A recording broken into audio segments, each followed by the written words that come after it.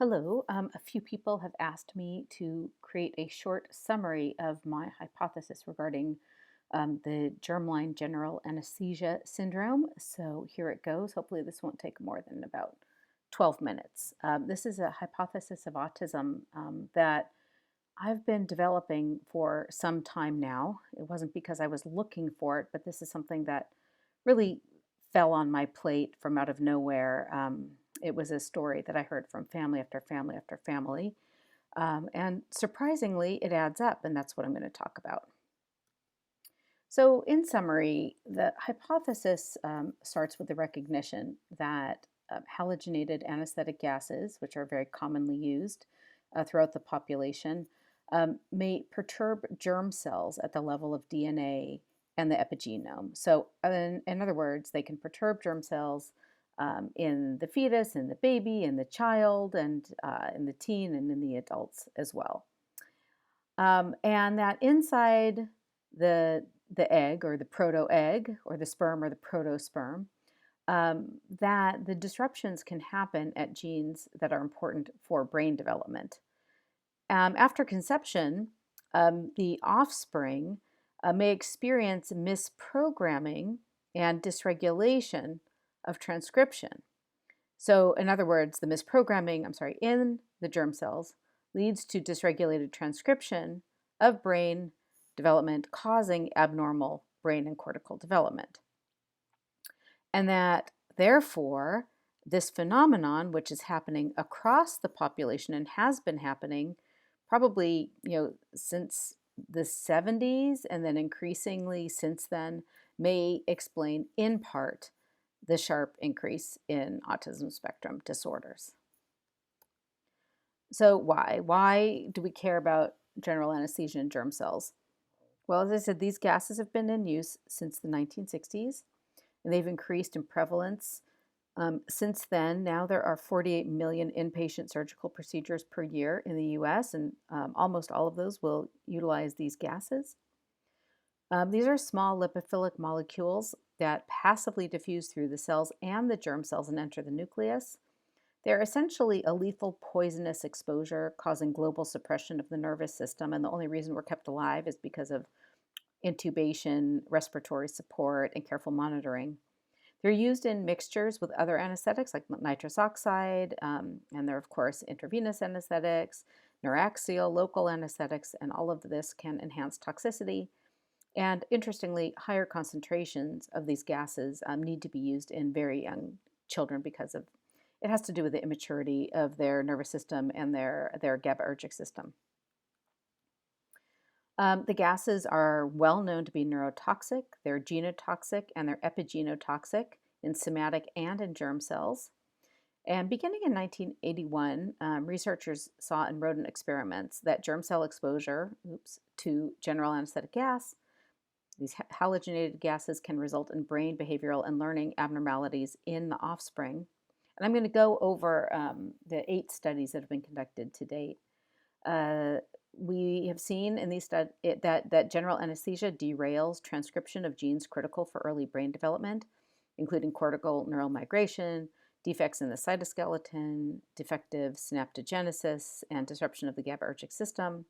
Now, this has been seen in neurons, but it seems to be a similar story in the germ cells as well. I think this is really critically important. In 60 years of the use of these gases, not a single study has been conducted on humans to ascertain potential heritable impacts.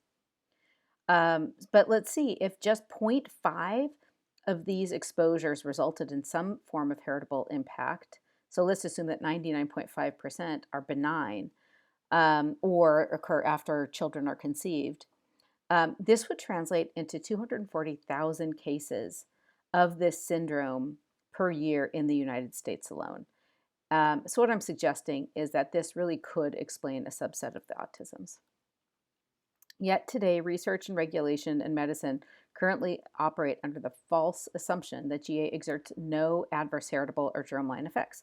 It's not that that's true, but that's just, it's been overlooked. I mean, that's the most charitable, I think, way to look at it, that we've just overlooked the fact that the germ cells are affected when the somatic cells are also affected. Okay, so there were early warning signs. As I said, we noticed these heritable impacts 40 years ago, and this was in the lab of Herman Turndorf at NYU, an anesthesia researcher. In 1981, the lab published a study. It was a small study in mice, finding that progeny of mothers who were exposed as fetuses demonstrated impaired learning function, and the lab said it suggests that the anesthetic agent, in this case halothane, may have caused a genetic aberration in the exposed mother's fetal eggs. Again, they ran the study, but this time on mouse sires, so they weren't looking at little fetal mice. And again, they found impaired learning function in the progeny of the exposed germ cells. And again, the researchers said it seemed likely that the spermatogenic changes caused by N-fluorine are associated with genetic alterations in the germline that affected the pup's brain development. But then what happened? There were decades went by and decades went by and decades went by, and apparently these two studies rung no alarm bells whatsoever, even though the implications of them could be extremely grave. But basically, the field went to sleep. And now, just recently, a researcher at the University of Florida named Anatoly Martinyuk has conducted a couple of studies, looking at this phenomenon. He's doing it in rats. And again, he's using sevoflurane, which is now the most popular of the halogenated gases. And again, he found that there were neurobehavioral abnormalities in a subset of the offspring of the exposed germ cells. And that came from both neonatal rats and also from young adult rats who were exposed. So the offspring in both cases of those animals exhibited abnormalities if they were male but not female. And then he connected it to an epigenetic modification. And he didn't look, at like every single gene, but he did look at a gene and he found hypermethylation and reduced expression of that gene in the brain. And then he ran another study finding something similar. I won't talk about that right now. Interestingly, one thing that he did notice is that epigenetic alterations in the exposed individuals, the FO gametes, and neurobehavioral abnormalities in the F1 male offspring may be initiated by shorter durations of parental anesthesia compared to those needed to induce the long-term neurobehavioral abnormalities in the FO parents. So what does this mean? It means that the germ cells may be more susceptible to the toxic effects of general anesthesia than the target somatic cells, which is very worrying. Okay, and this was not published data, but he presented this last year at the EMGS meeting. And it basically shows that he found that in the rats, about 2,300 regions were hyper and hypomethylated in sperm, from rats that were exposed neonatally to sevoflurane. And in humans, there has actually been only one study even kind of glancing at this question, and it was a study on obesity and bariatric surgery. It wasn't intended to study general anesthesia, but this group at University of Copenhagen found genome-wide changes in DNA methylation in the human spermatozoa after surgery. They found significant changes in DNA methylation patterns in about 1,500 genes 1 week after surgery. So it would seem to confirm what was seen in rats. But that was just one study, again, not intended to look at GA. Okay, and then just this year, we have a couple of studies. One is from Vesna Todorovic, who is a leading anesthesia researcher. She's based at University of Colorado. And she exposed neonatal rats to sevoflurane, and their brains exhibited epigenetic abnormalities, including reduced DNA methylation, which was an effect linked to functional decline in learning and memory, but they didn't actually look at the behaviors. And they also didn't look at the oocytes, but it suggested to the researchers that sevoflurane caused the epigenetic modification in the early rat oocytes. And then Melissa Pepling at Syracuse, this is unpublished. She has preliminary data from a study in mice, and she exposed them to halothane in utero and found that the male offspring had a higher level of anxiety. And actually, the female offspring were more social, which was an unexpected finding. And then another set of some unpublished data from the lab of Victor courses conducted by Xiaolin Wang.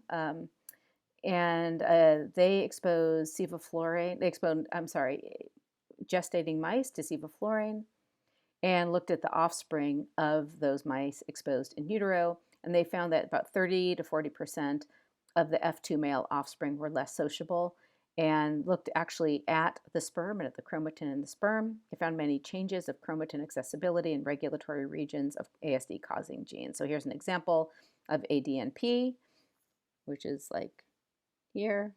You can see the difference in expression. And Dr. Wang says not only mutations, but epimutations can lead to ASD phenotypes in animal models, which I think is really absolutely critically important if we're to understand the potential missing heritability here. And finally, I want to point out that although I've been talking about epigenetic effects, um, these agents are widely known to be genotoxic as well. They are known to cause DNA damage to somatic cells, and that's been seen both in patients actually, and also in the personnel, the operating room personnel that get the waste anesthetic gas exposures. And the effect does seem to be dose dependent in the human studies. Now, there's been only one study done in human sperm. It was done in vitro in 2012, actually in Turkey. And they exposed various concentrations, halothane, isoflurane, sevoflurane, and desflurane as well, and then used COMET assay to ascertain the DNA damage. The effect was dose dependent. For iso and sevo, halothane was the most strongly genotoxic but not dose dependent. No genotoxic effect for desflurane, which is very strange because it's not consistent with some other findings in somatic cells, but whatever. And they didn't do data for repeated exposures or different durations, but at least it was something. It's more than anyone else has done. And then there was, I could find one study done in mammals that a mix of halothane and nitrous oxide increased chromosome aberration in spermatocytes, and why that wasn't followed up with 1,000 studies for the life of me, I cannot understand. And there have been 0 studies done on oocytes from what I can tell on this particular question. So in summary, I just want to point out that the Germline General Anesthesia Syndrome hypothesis of autism has very strong biological plausibility. It is consistent with autism prevalence trends. It's consistent with the strong yet missing heritability of autism. It's consistent with findings regarding de novo germline mutations. It's consistent with neurobiology, i.e., the transcriptional dysregulation in brain development. I mean, all the things that we're seeing caused by changes in gene expression induced by general anesthesia, such as abnormal cortical neural migration, abnormal synaptogenesis, abnormal cytoskeleton.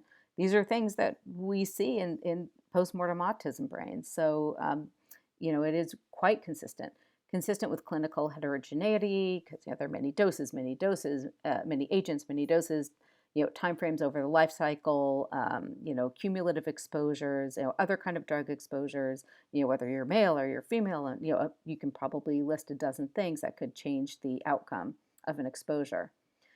Consistent with parental age effects, which may be due to cumulative exposure and also decreasing ability to repair, DNA and maybe even the epigenome in the germ cells. Consistent with autism skewed sex ratio. We've seen the male pups far more affected than the female pups. This is an incredible thing, because you don't see this with basically any other hypothesis, from what I can tell. Consistent with demographic patterns. So we see, starkly different autism rates, for example, in urban populations as opposed to rural populations, in wealthier countries as opposed to less wealthy countries, more industrialized countries as opposed to less industrialized countries, and some ethnic differences. For example, in the U.S., there are lower rates among Hispanics, than among, whites. So, this could actually be consistent with these trends. And with that, I have much more I could say, but I really want to point out that I didn't come to this hypothesis because I sit around reading anesthesia textbooks or because I'm so fabulous in molecular biology. Clearly, I am not. I came to this hypothesis because this is a story I heard over and over and over and over again from autism families. And I know I had no control group, obviously, but when I did ask and when I could find out if there were unexposed siblings, right, of the exposed autism parent, almost always that unexposed sibling did not have autistic children. So, it's a murky, mushy control group, but it was sort of a proof of principle to me that maybe there's something going on here. Anyway, thank you so much for your time.